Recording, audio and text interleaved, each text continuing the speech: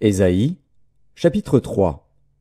Le Seigneur, l'Éternel des armées, va ôter de Jérusalem et de Juda tout appui et toute ressource de pain et toute ressource d'eau, le héros et l'homme de guerre, le juge et le prophète, le devin et l'ancien, le chef de 50 et le magistrat, le conseiller, l'artisan distingué et l'habile enchanteur. Je leur donnerai des jeunes gens pour chefs, et des enfants domineront sur eux. Il y aura réciprocité d'oppression parmi le peuple.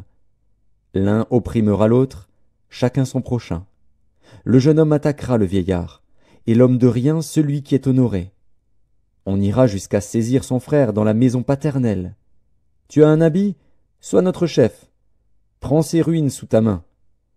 Ce jour-là même il répondra, Je ne saurais être un médecin, et dans ma maison il n'y a ni pain ni vêtements. Ne m'établissez pas chef du peuple. Jérusalem chancelle, et Juda s'écroule, parce que leurs paroles et leurs œuvres sont contre l'Éternel, bravant les regards de sa majesté. L'aspect de leur visage témoigne contre eux, et, comme Sodome, ils publient leurs crimes, sans dissimuler. Malheur à leur âme, car ils se préparent des maux.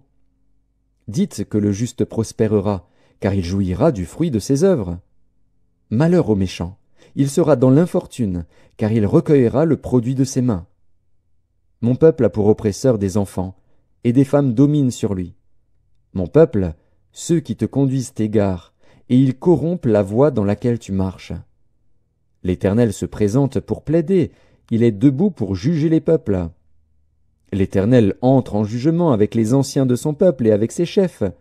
Vous avez brouté la vigne, la dépouille du pauvre est dans vos maisons. De quel droit foulez-vous mon peuple, et écrasez-vous la face des pauvres? Dit le Seigneur, l'Éternel des armées. L'Éternel dit, Parce que les filles de Sion sont orgueilleuses, et qu'elles marchent le cou tendu et les regards effrontés, parce qu'elles vont à petits pas, et qu'elles font résonner les boucles de leurs pieds, le Seigneur rendra chauve le sommet de la tête des filles de Sion, l'Éternel découvrira leur nudité.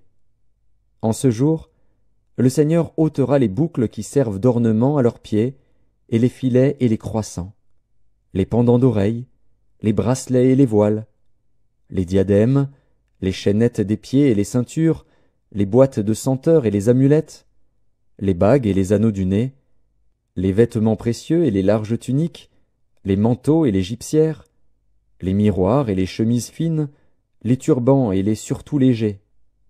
Au lieu de parfum, il y aura de l'infection. Au lieu de ceinture, une corde.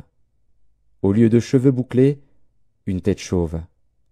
Au lieu d'un large manteau, un sac étroit. Une marque flétrissante, au lieu de beauté. Tes hommes tomberont sous le glaive, et tes héros dans le combat. Les portes de Sion gémiront et seront dans le deuil. Dépouillée, elle s'assiera par terre.